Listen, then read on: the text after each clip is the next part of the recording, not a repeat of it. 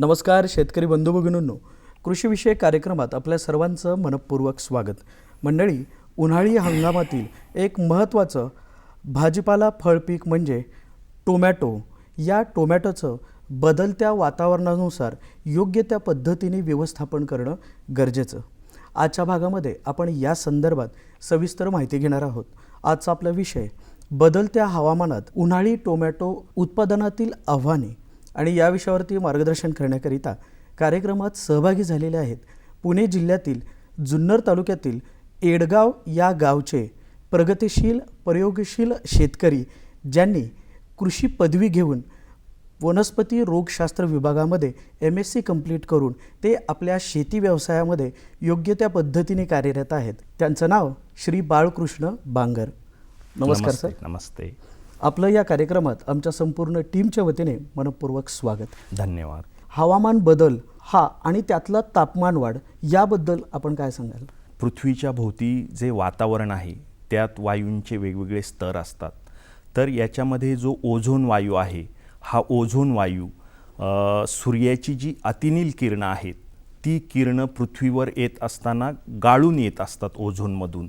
परंतु सध्या वाढतं कॉन्क्रिटीकरण किंवा सिमेंटची जंगलं, झाडांची झालेली बेसुमार कत्तल, त्याचबरोबर इंधनाचा अतिवापर, या सर्व गोष्टींमुळं आपण कार्बन डायऑक्साईड किंवा कार्बन मोनॉक्साईड यासारखे घातक वायू वातावरणात सोडत असतो. आणि हे वायू इतर वायूंपेक्षा जड असल्यामुळे वरच्या दिशेने वाहत असतात आणि या वायूंमुळे ओझोनचा जो स्तर आहे त्याला भगदाडं पडतात आणि सूर्याची जी अतिनील किरणं पृथ्वीवर येत असतात ती गाळून न येता डायरेक्ट येतात. याचे इतरही अनेक दुष्परिणाम आहेत, परंतु सगळ्यात मोठा दुष्परिणाम म्हणजे याच्यामुळे जे ग्लेशियर्स आहेत पृथ्वीवर, दक्षिण आणि उत्तर ध्रुवावर, ग्लेशियर्स म्हणजे बर्फच आपण असं म्हणू. तर हे बर्फ वेगाने वितळायला सुरुवात झालेली आहे आणि हे बर्फ वेगाने वितळल्यामुळं समुद्राची पातळी वाढायला सुरुवात झालेली आहे. समुद्रामध्ये जे थंड आणि उष्ण पाण्याचे प्रवाह असतात, हे प्रवाहांच्या दिशेमध्ये सुद्धा बदल झालेले आहे आणि त्यामुळं जो ऋतुचक्र होतं ते ऋतुचक्रामध्ये पूर्णपणे बदल होऊन प्रत्येक ऋतू आपल्याकडे साधारणपणे 2-2 महिन्याने पुढे गेला असेल. आणि याच्यामुळे झालं काय की पिकांची जी क्रॉपिंग पॅटर्न होता किंवा पिकांचा जो जीवनक्रम होता तो सुद्धा निश्चितच डिस्टर्ब झालेला आहे. आणि तो डिस्टर्ब झाल्यामुळे त्याची उत्पादन क्षमता घटलेली आहे. त्याच्यावर निरनिराळे रोग, नवीन निरनिराळ्या किडी हे आलेलं आहे आणि त्याच्यामुळे शेतकरी बांधवांना याचा प्रचंड मोठा फटका बसलेला आहे. उन्हाळी टोमॅटोसाठी जी काही आपण जमिनीची निवड करतो तर ती कशी करावी? टोमॅटो हे पीक जे आहे हे सोलॅनेसी फॅमिलीतलं पीक आहे. या पिकासाठी मध्यम ते भारी पाण्याचा उत्तम निचरा होणारी, ज्या जमिनीमध्ये सेंद्रिय कर्बाचं प्रमाण जास्त आहे अशी जमीन अत्यंत उत्कृष्ट समजली जाते. सगळ्यात महत्त्वाचा मुद्दा म्हणजे सेंद्रिय कर्ब हा मुद्दा अत्यंत महत्त्वाचा आहे. तर सेंद्रिय कर्ब ज्या जमिनीमध्ये जास्त आहे, कार्बन म्हणू आपण, तर हा कार्बन वाढण्यासाठी ज्या जमिनीला तुम्ही जास्तीत जास्त शेणखताचा वापर केलेला आहे, हिरवळीच्या खतांचा वापर केलेला आहे किंवा कंपोस्ट खतांचा वापर केलेला आहे किंवा इतर सेंद्रिय खतं जी आहेत त्याचा वापर केलेला आहे, अशी जमीन टोमॅटोसाठी निचरा होणारी मध्यम ते भारी जमीन उत्तम समजली जाते. या जमिनीची योग्य त्या पद्धतीने मशागत करून तयारी करणं देखील तितकंच गरजेचं आहे. तर या जमिनीची तयारी कशी करावी? पश्चिम महाराष्ट्रात म्हणा किंवा जिथे जिथे बागायती क्षेत्र आहे, विदर्भ असेल, मराठवाडा असेल किंवा कोकण रिजन असेल, तर याच्यामध्ये अलीकडे शेतकऱ्यांचा ट्रेंड असा झालेला आहे की एक पीक झालं की लगेच आपण दुसरं पीक घेतो, दुसरं पीक झालं की लगेच आपण तिसरं पीक घेतो. तर याच्यामुळे झालं असं आहे की जमिनीला विश्रांती मिळणं जो गरजेचा भाग होता तो दिवसेंदिवस शेतकरी बंधू विसरत चाललेले आहेत. आणि मला असं वाटतं की जमिनीला पूर्वी बघा तुम्ही उन्हाळ्यामध्ये जेव्हा बागायती क्षेत्र आपल्याकडे नव्हतं त्यावेळेला शेतकरी उन्हाळ्यात जमिनीची नांगरट करत असत आणि ती जमीन अनेक दिवस तापत असे. त्याच्यामुळे काय व्हायचं की जमिनीमध्ये ज्या हानिकारक बुरशी आहेत, जे हानिकारक जीवाणू आहेत, जे हानिकारक विषाणू आहेत, या सर्वांचा सूर्याच्या उष्णतेने म्हणा किंवा पक्ष्यांच्या मार्फत म्हणा नॅचरल किंवा नैसर्गिक बंदोबस्त होत होता. परंतु अलीकडे शेतकरी बांधव जमिनीला विश्रांती देणं हा प्रकारच विसरलेले आहेत. तर मला असं वाटतं की जमिनीला व्यवस्थित विश्रांती दिलेली असावी. आणि मुद्दा दुसरा असा की साधारण लागवडीच्या अगोदर 1.5 महिना जमिनीची खोल नांगरट करून सूर्याच्या उष्णतेमध्ये 1.5 ते 1 महिना जमीन आपण तापू द्यावी. जमीन तापू दिल्यानंतर आपण कल्टिवेटरच्या किंवा रोटावेटर म्हणतो आपण त्याला, रोटावेटरच्या माध्यमातून आपण ती जमीन रोटावेटर मारून घ्यायचा. रोटावेटर मारून घेतल्यानंतर त्या जमिनीमध्ये जे काही धसकटं असतील किंवा ज्याला आपण स्टबल्स म्हणतो ते सगळं कलेक्ट करून किंवा पूर्वीच्या पिकाचे जे काही रेसिड्यू असतील ते दुसरीकडे नेऊन आपण ते बांधावर गाडून टाकावेत किंवा दूर टाकावेत, जेणेकरून जमिनीमध्ये पूर्वीच्या याच्यावरून जे कीड रोग येणार आहेत धसकटांवरून किंवा स्टबल्सवरून, तर त्याचा आपण बंदोबस्त करू. त्यानंतर दुसरा भाग असा आहे साहेब की रोटावेटर मारल्यानंतर तुम्ही सरी काढून घ्यायची.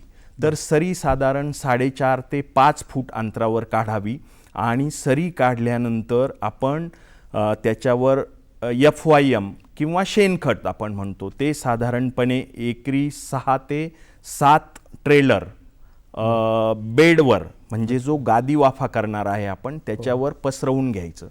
ते पसरवून घेतल्यानंतर त्याच्यावर आपल्याला बेसल डोस टाकणं गरजेचं आहे, कारण आपण मल्चिंगचा वापर करणार आहे. आणि ज्या वेळेला आपण मल्चिंगचा वापर करतो त्यावेळेला आपण जी दाणेदार स्वरूपातली खतं आहेत ती नंतर देण्यासाठी आपल्याला त्या ठिकाणी स्कोप नाही.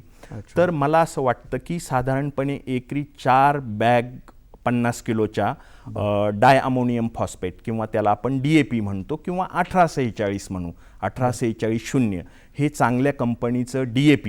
त्यानंतर उत्तम प्रतीची निंबोळी पेंट 4 ते 5 बॅग.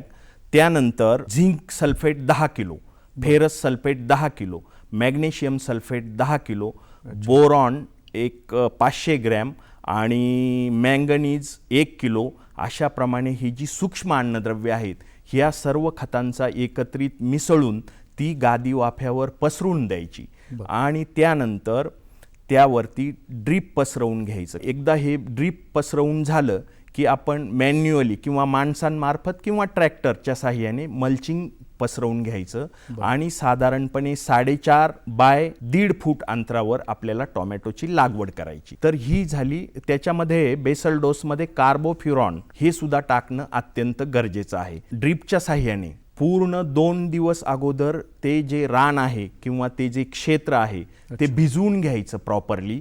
ते का पूर्ण भिजवून घ्यायचं तर त्या मल्चिंगच्या आतमध्ये बऱ्याच प्रमाणामध्ये उष्णता असते. बरेचसे शेतकरी बांधव नीटनेटकं रान भिजवून घेत नाहीत आणि त्यामुळे प्रश्न असा तयार होतो की लागवडीनंतर जो वाफारा आहे मल्चिंगमधला तो वाफाऱ्यामुळं रोपांची मर होण्याची अधिक शक्यता असते.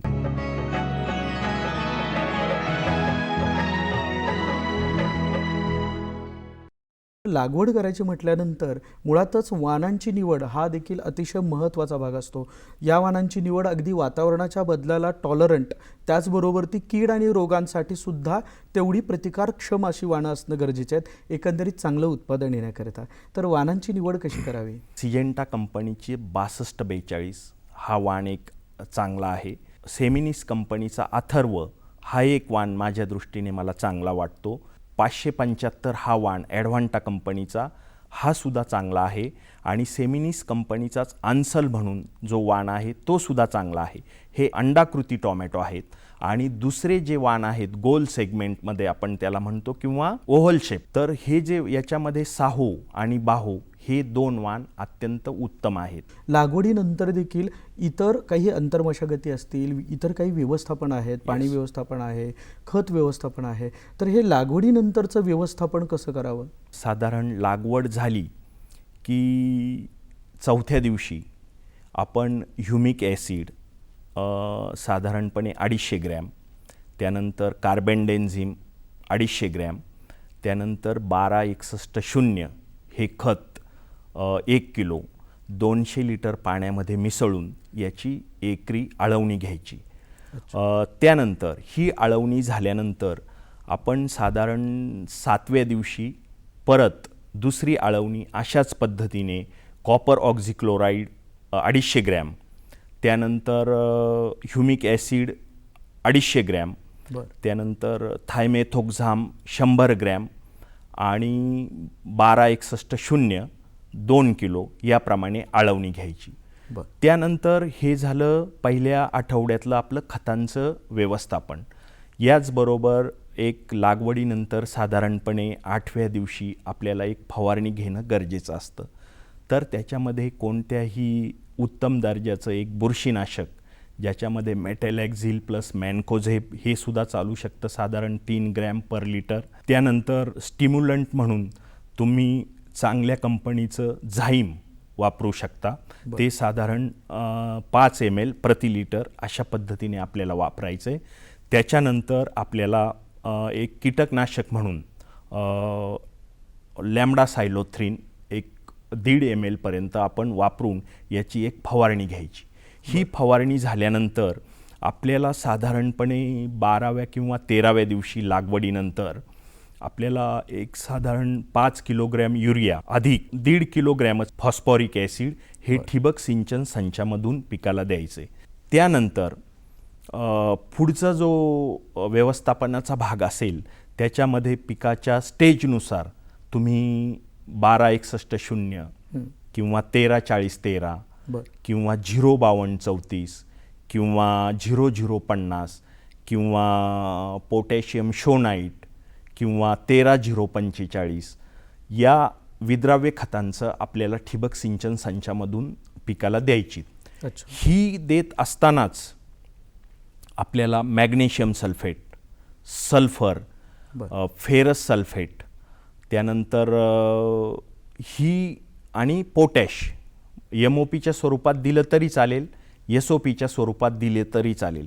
मी शेतकरी बांधवांना एवढंच सांगेल की दर 4थ्या दिवशी आपण खतांचा सप्लाय पिकाला दिला पाहिजे. साधारणपणे या आंतरमशागतीमध्ये टोमॅटोसाठी स्टेकिंग करणं, त्याला आधार देणं ह्याही महत्त्वाच्या गोष्टी आहेत. तर त्यासाठी म्हणून शेतकरी बांधवांनी काय पद्धतीने नियोजन करायला हवं? बरेचसे शेतकरी बांधव लागवडीनंतर साधारणपणे 45 किंवा 50 दिवसाने बांधणीचं नियोजन करतात, ज्याला आपण आधार देणे म्हणतो. तर हे नियोजन करणं अत्यंत चुकीची पद्धत आहे. तुम्ही लागवडीनंतर 15 ते 20 दिवसांच्या दरम्यान टोमॅटोला एक सुतळ बांधून टोमॅटोचं झाड टांगतं करणं किंवा आधार देणं. त्यानंतर तुम्हाला साधारणपणे 30 दिवसानंतर दुसरी बांधणी करायची, 45 दिवसानंतर तिसरी बांधणी करायची आणि 55 दिवसानंतर चौथी बांधणी करायची. मुळातच याच्यामध्ये किडींचा प्रादुर्भाव होतो आणि त्याच्यामुळे होणारं नुकसान सुद्धा खूप आहे. तर या किडींचा प्रादुर्भाव नियंत्रणासाठी म्हणून काय व्यवस्थापन करायला हवं? साधारणपणे टोमॅटोवर भुरी, डाउनी, त्यानंतर करपा, त्यानंतर बक आय रॉट या रोगांचा जास्त प्रादुर्भाव होतो. परंतु बाजारामध्ये अत्यंत उत्तम दर्जाची केमिकल्स किंवा मॉलिक्युल्स किंवा औषधं आज उपलब्ध आहेत. त्याच्यामुळे ते कंट्रोल करणं फारसं अवघड नाही. याचं कारण असं की जर तुम्ही फ्रिक्वेंटली म्हणजे साधारण 8 दिवसाच्या अंतराने जर फवारण्या केल्या आणि त्याच्यामध्ये मेटॅलॅक्झिल प्लस मॅनकोझेब, झोल ग्रुपमधले जे बुरशीनाशकं आणि कीटकनाशकं एकाच वेळेला मी बोलतो, प्रॉपिकोनॅझोल यासारखी बुरशीनाशकं, त्यानंतर आपल्याला किडींच्यासाठी प्रोपेनोफॉस, सायपरमेथ्रिन, लॅम्डासायलोथ्रिन, त्यानंतर डायमेथोएट या किंवा इमामेक्टिन बेन्झोएट यासारख्या कीटकनाशकांचा वापर आपल्याला करणं गरजेचं आहे, जेणेकरून हा जर तुम्ही 8 दिवसाच्या अंतराने हे जर स्प्रे घेतले, या जर फवारण्या घेतल्या तर अत्यंत उत्तम पद्धतीने किडींचा बंदोबस्त होईल. आता राहिला भाग जो आहे तो साधारणपणे आपला बुरशीचा. तर बुरशीमध्ये शेतकरी बांधवांना मी हे सांगू इच्छितो की साधारणपणे 3 प्रकारच्या एजन्सीमुळं रोग येत असतात पिकावर. त्याच्यामध्ये पहिला आहे विषाणू, दुसरा आहे जीवाणू आणि तिसरा आहे बुरशी. तर ह्या बुरशीनाशकांचा, जीवाणूनाशकांचा आणि विषाणूनाशकांचा जर आपण मार्केटमध्ये उपलब्ध असलेल्या योग्य वापर केला तर निश्चितपणे डावणी असेल, भुरी असेल, अँथ्रॅग्नोज असेल, लेट ब्लाइट असेल, अर्ली ब्लाइट असेल, याचा आपण बंदोबस्त करू शकतो. आपण उल्लेख केलेला तो म्हणजे किडींच्या बाबतीतला टुटा ॲब्सोल्युटा, ज्याला लीफ मायनर सुद्धा म्हणून कदाचित ओळखलं जातं. तर त्याचं नियंत्रण कसं करायला हवं? ही कीड अमेरिकन नागाळी असं सुद्धा म्हणतात आणि त्याचं शास्त्रीय नाव जे आहे ते टुटा ॲब्सोल्युटा आहे. ही कीड कंट्रोल करणं अत्यंत क्लिष्ट आहे. तर टुटा ॲब्सोल्युटाचं नियंत्रण करण्यासाठी आपल्याला केवळ रासायनिक कीटकनाशकांचा वापर करून चालणार नाही. त्यासाठी आपल्याला एकात्मिक कीड व्यवस्थापन हा जो पार्ट आहे त्या दृष्टीने आपल्याला विचार करणं गरजेचं आहे. तर एकात्मिक कीड नियंत्रणाच्या दृष्टीने सगळ्यात प्रथम लागवड झाल्यानंतर तुम्ही आफ्रिकन टॉल सारखी जी उंच वाढणारी मका आहे त्या मकेचं, ज्याला आपण कुंपण म्हणू, शेताच्या चारही बाजूने लाईव्ह फेन्सिंग करणं अत्यंत गरजेचं आहे. त्याचबरोबर त्याला ग्रीन शेड नेट बांधणं, साधारणपणे 4 फूट किंवा 5 फूट उंचीची ग्रीन शेड नेट बांधणं गरजेचं आहे. याचं 2-3 फायदे आपल्याला असे होतात की उष्ण हवा जी आहे त्या उष्ण हॉट वेव्हजचा बंदोबस्त होतो. त्यानंतर दुसरं म्हणजे रस शोषणाऱ्या ज्या किडी आहेत त्या आपल्या पिकामध्ये येत नाहीत. तिसरं म्हणजे जे पतंग आहेत याचे टुटा ॲब्सोल्युटाचे, ते सुद्धा इतक्या उंचीवरून बाहेरच्या शेतामधून आपल्या शेतामध्ये येणार नाहीत. आता राहिला तिसरा पार्ट की ज्याला जैविक कीड नियंत्रण आपण म्हणू. त्याच्यामध्ये आझाडिरेक्टिन सारखी जैविक कीडनाशकं आपण प्रत्येक फवारणीमध्ये वापरू शकतो. त्यानंतर रासायनिक पद्धतीने बंदोबस्त करण्याच्यासाठी आपल्याला याच्यामध्ये वेगवेगळी आज रसायनं जरी मार्केटमध्ये असली तरीही कोणतंही प्रभावी कीटकनाशक आजच्या तारखेला मार्केटमध्ये उपलब्ध नाही. तर त्या दृष्टीने लागवडीनंतर 15व्या दिवशी आपल्याला बेनेविया किंवा ग्रासिया या कीटकनाशकाचा साधारणपणे एकरी, मी पंपाचं प्रमाण सांगतो की साधारण प्रतिपंपाला 40 ते 45 मिली 20 लिटर पंपाला आपण ते वापरून त्याची फवारणी घ्यायची. एकतर बेनिविया वापरा किंवा ग्रासिया वापरा. त्यानंतर हीच फवारणी आपल्याला परत 28व्या किंवा 27व्या दिवशी रिपीट करायची. या 2 फवारण्या अत्यंत महत्त्वाच्या राहतील. लाईफ सायकलमध्ये या अमेरिकन नागाळीच्या किंवा टुटा ॲब्सोल्युटाच्या पतंग ही अत्यंत घातक स्टेज आहे. तर हा जो पतंग आहे हा फळांना डायरेक्ट पंक्चर करत असतो आणि त्याच्यामुळे 100% टोमॅटोचं नुकसान होतं जर वेळेत तुम्ही टुटा ॲब्सोल्युटाचं जर प्रभावी नियंत्रण केलं नाही. तर त्या दृष्टीने ही केमिकल्स का वापरायची, तर ते रिपेलंट म्हणून काम करतात. ज्या वेळेला उग्र वासाचं कोणतंही कीटकनाशक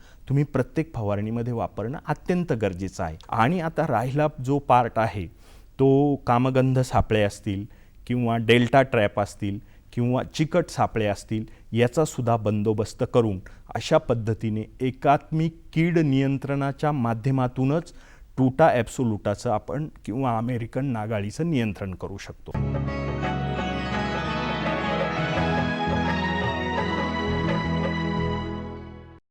जसा आपण उल्लेख केला मगाशी, रोग नियंत्रणामध्ये काही महत्त्वाचे रोग आहेत. त्यातलाच महत्त्वाचा रोग म्हणजे बॅक्टेरियल विल्ट.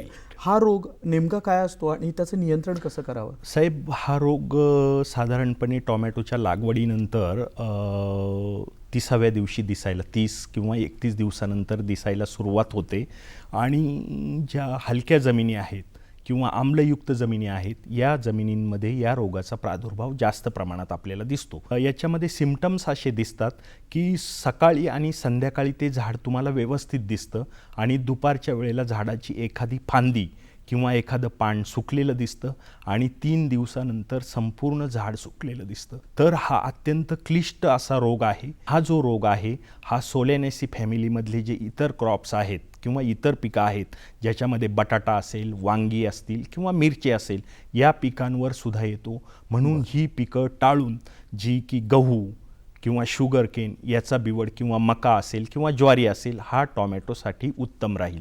त्यानंतर याच्यासाठी अळवणी करणं, कॉपर ऑक्झिक्लोराईड किंवा जीवाणुनाशक म्हणून आपण स्ट्रेप्टोसायक्लिन किंवा व्हॅलिडामायसिन याची अळवणी घेणं सुद्धा तितकंच महत्त्वाचं आहे. आणि हलक्या जमिनी किंवा ज्या अधिक आम्लयुक्त जमिनी आहेत, हलक्या जमिनी आहेत, अशा ठिकाणी आणि ज्या ठिकाणी पूर्वी बॅक्टेरियल विल्टचा प्रादुर्भाव झालेला आहे, अशा जमिनींमध्ये टॉमॅटोचं पीक घेऊ नये. तर यातलाच महत्त्वाचा अजून एक व्हायरस म्हणजे CMV कुकुंबर मोझॅक व्हायरस. हा नेमका काय असतो आणि त्याचं नियंत्रण कसं करावं? हा जो व्हायरस आहे हा कॉम्प्लेक्स व्हायरस आहे, जो की ग्राउंडनट बड नेक्रॉसिस किंवा काकडीमधला कुकुंबर मोझॅइक किंवा टॉमॅटोमधलाच टॉमॅटो मोझॅइक या सर्व विषाणूंचा एकत्रित कॉम्प्लेक्स तयार होऊन CMV, ज्याला मार्केटमध्ये तुम्ही जर टॉमॅटो विक्री करायला गेले तर त्याला व्यापारी किंवा शेतकरी बांधव प्लास्टिक व्हायरस असं म्हणतात. तर हा अत्यंत घातक आजार आहे किंवा रोग आहे म्हणू आपण. याचं कारण असं की या आजारामध्ये सुद्धा 100% टॉमॅटोचं नुकसान होतं. तर याच्यामध्ये होतं काय की ह्या ज्या रस शोषण करणाऱ्या किडी आहेत, या किडींच्या माध्यमातून, ज्याला आपण इन्सेक्ट व्हेक्टर्स म्हणतो, तर या इन्सेक्ट व्हेक्टरच्या माध्यमातून हा आजार किंवा हा विषाणू एका झाडामधून दुसऱ्या झाडामध्ये ट्रान्समिट होत असतो. तर याचं नियंत्रण करण्यासाठी परत एकदा आपल्याला एकात्मिक रोग व्यवस्थापनाचा विचार केला पाहिजे.